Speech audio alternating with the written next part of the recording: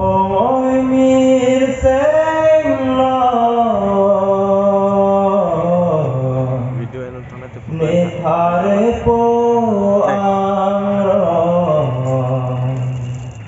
chuklin sola pudon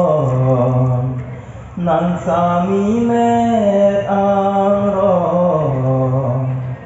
li rong ro chui lang chom si jon pan the ching do bông ôi mir xanh lo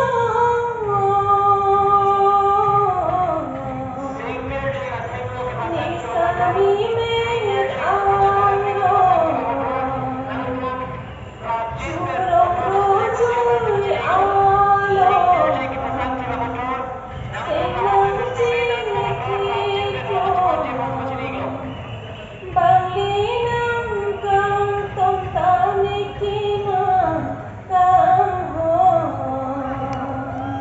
Boy mir xanh lo me thare po ang chuklin sola pudon nang pene ason li to borlo along ta chelo dun rap chom charli bong dun bong Ibong ôi mir xanh lo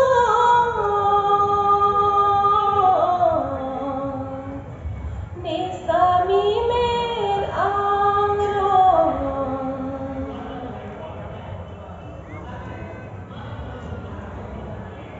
Ibong ôi mir xanh lo ni sami met ang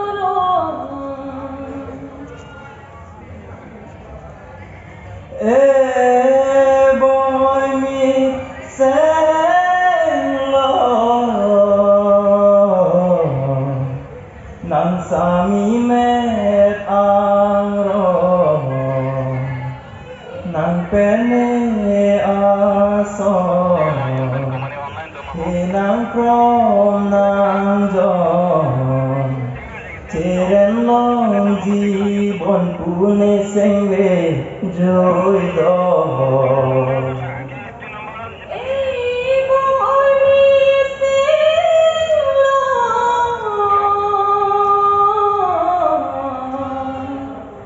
nang thari po ang nang ju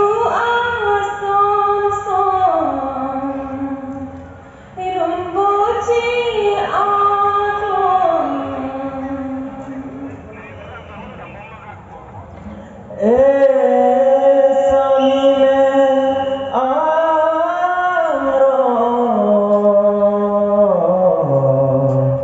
elapu alam ro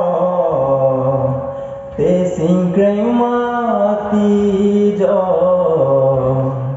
nang riro alo wan ji bong pro